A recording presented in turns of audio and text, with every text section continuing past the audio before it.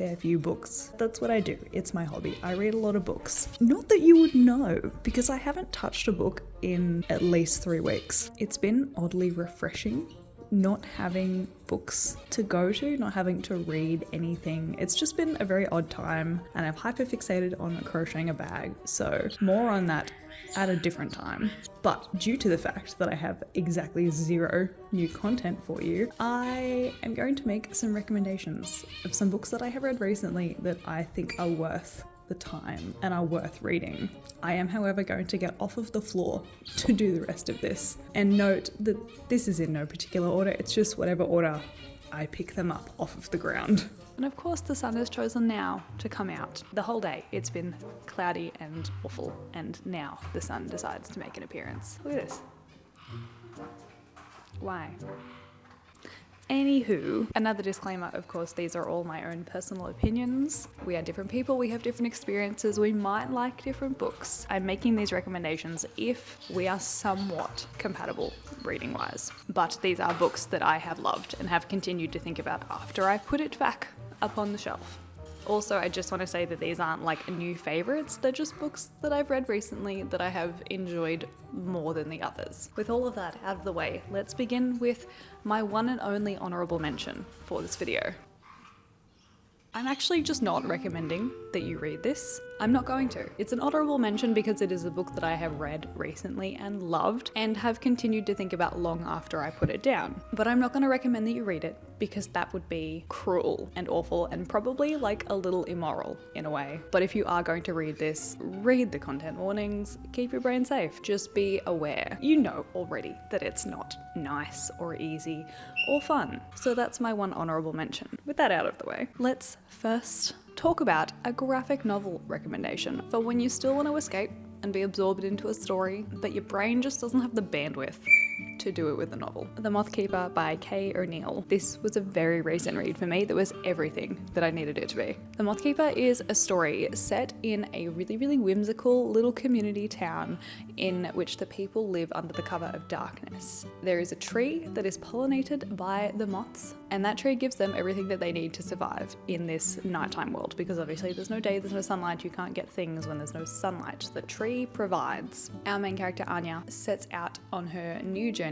to be the new Moth Keeper. So her job is to transport the moths from the cave that they live in during the day to the tree. But the role of being a Moth Keeper is a gigantic responsibility, and it's also incredibly isolating. So we follow Anya as she learns about the moths and transports them back and forth from their cave to the tree. This was not only one of the most aesthetically pleasing graphic novels that I have ever read, but it also did that thing where it centers on belonging and a sense of community, and it's about moths.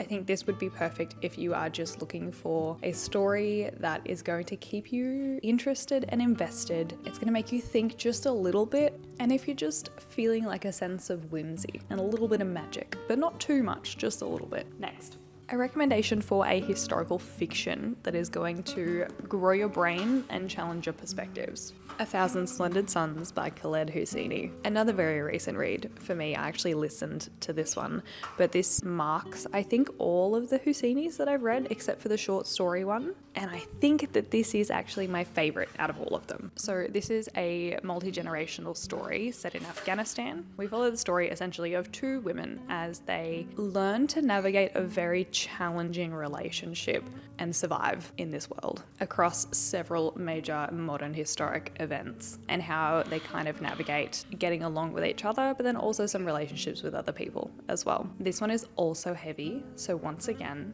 check the content warnings, keep your brain safe, but it's good for if you want a relatively hectic and traumatic journey where your heart gets swelled with love and then just gets stomped and then ripped out of your chest at the same time, to the point where you're sobbing and crying while you're listening to it in the car on the way home from work. The sun's back, so we're just gonna shuffle slightly more to the right. Look, it's only slightly better, but we're gonna move with it. We're gonna roll. Next is the first recommendation for if you want to sob.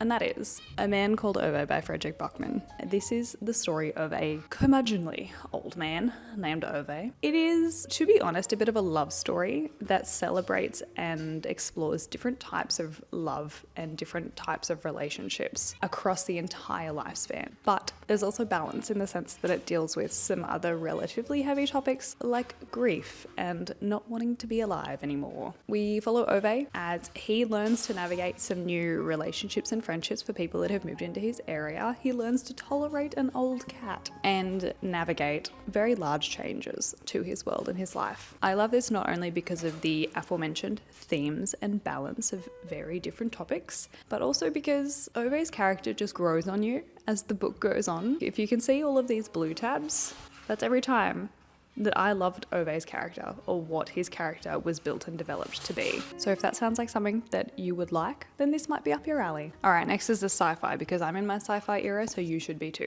Are we surprised at all to see that it is Skyward by Brandon Sanderson? This was a tentative recommendation because I haven't actually finished the series. I've only read the first one and I have tried to start the second one, but I've just gotten distracted with too many other things. But it is shaping up to be a very rich, detailed, and quite enjoyable world, or worlds, potentially. It is chock filled with a ragtag team with found family. It's pretty well detailed in terms of world building, but it's not overly complex in the sense that I don't understand what's happening and I don't know where we are or what's going on. So that was very, very well done in my opinion. And the story wasn't boring. Like, the politics didn't overtake it, so it wasn't really boring. Skyward is set on an alien planet where humans have settled for like several generations at this point. However, they're regularly attacked by an alien species that comes down from above and tries to bomb them. So they need to defend against them. Our main character, Spencer, she is training to be a pilot in said protective force, and we actually open the book following her and her father when she's a child, and she witnesses him fly off into a battle, try to desert said battle, and then get shot down. And Spencer has to deal with the consequences of that for the remainder of her life, because she is also seen as being a defector or a traitor, even though it was her father and not her. I'm recommending this one because Brandon Sanderson's writing as a fantasy writer really translates quite well into the sci-fi genre, in the sense that the characters are pretty well developed and it's not heavily focused only on politics of several worlds at war. So if you like that side of fantasy and then also sci-fi, this book is the perfect blend of both of those things.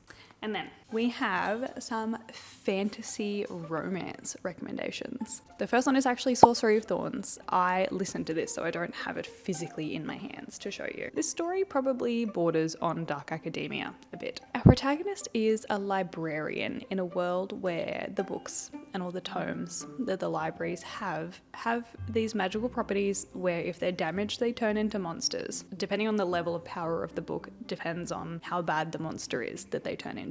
So our protagonist is a librarian in these libraries, and she gets framed for destroying one of these books and then subsequently trying to slay the monster that it turns into. But she is also thrown into an enemies to lovers, hate to love romance, which in my opinion, top tier for a fantasy romance. What I really, really enjoyed about this is that the concept of the story was really different, and that was really refreshing in a fantasy romance world that can be quite saturated with certain themes and topics and characters and magical creatures.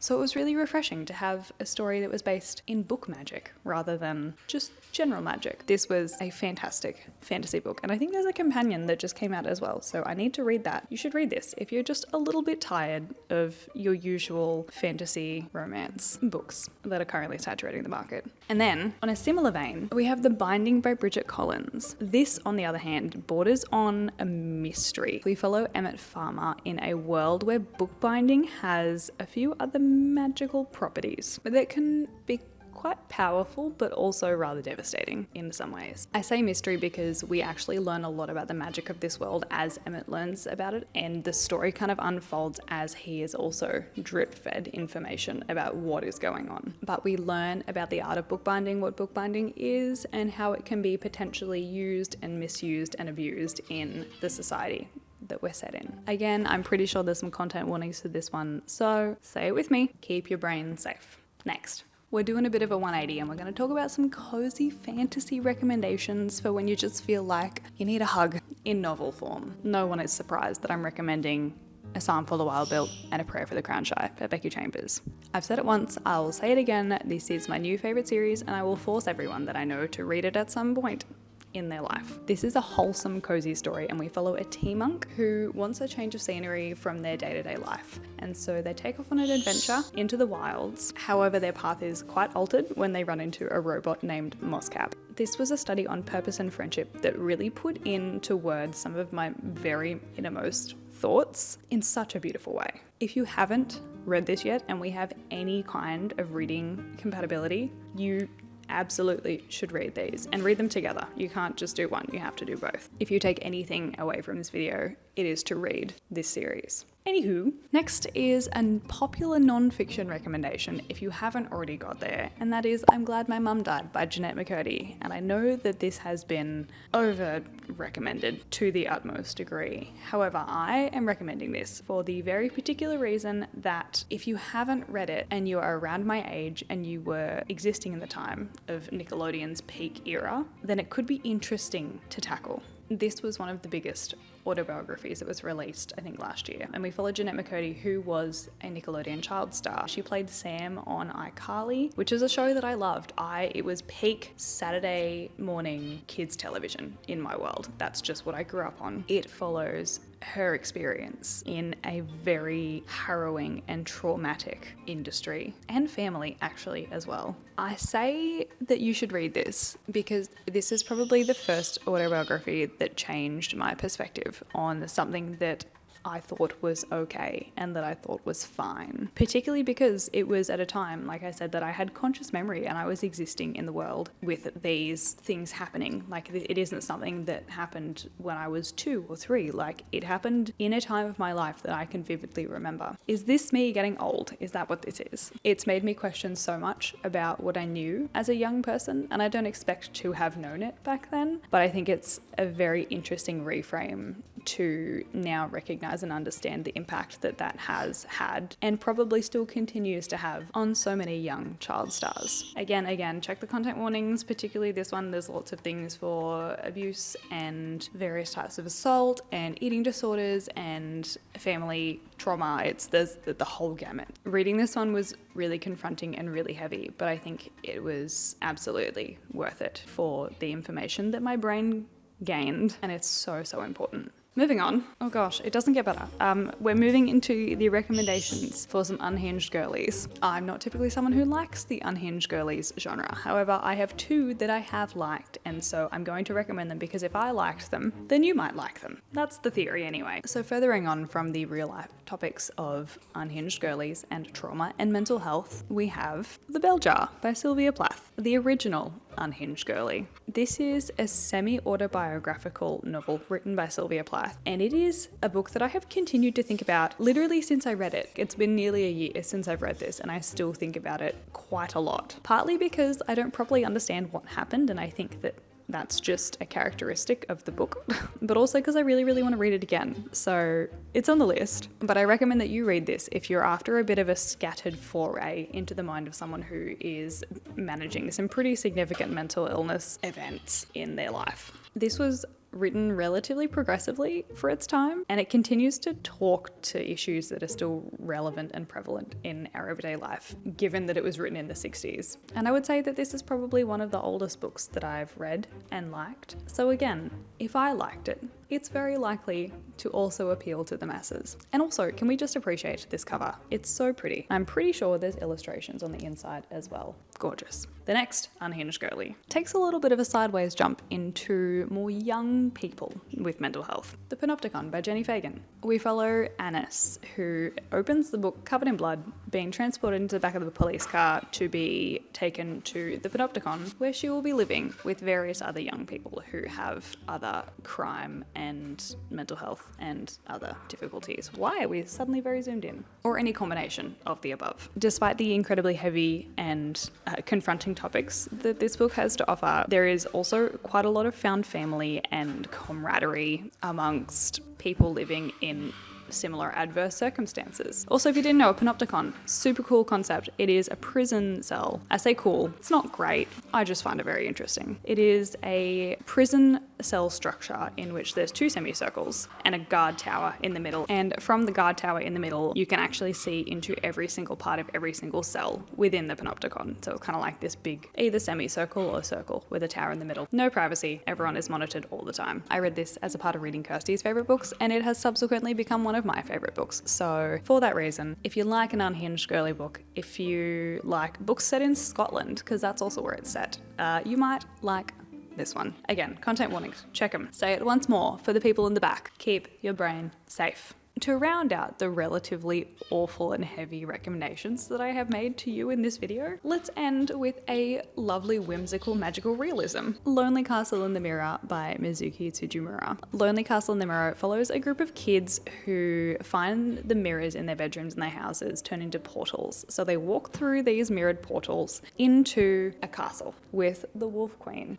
inside. They are tasked with finding a key, and the person who finds the key in the lock gets a wish granted. They have 1 year to do this, and so we span the entire book over a year as the kids kind of build alliances and friendships with each other, but also use the castle as a bit of an escape from their realities and their own lives. Again, found family, friendship, camaraderie. The end hit me like a truck. I was sobbing profusely. I would recommend that you read this if you're after like a moderately slower paced or relatively lower paced adventure mystery in a magical realism that focuses on friendship and the character. So that's it. They're all my recommendations. I give these to you as hopefully an exchange, because if there's any other books that are like these books that I have recommended to you, please, please, please tell me. You guys literally always hit the nail on the head with the recommendations that you give me in the sense of books being similar to other books, and I appreciate that so, so much. My wallet does not appreciate that so, so much,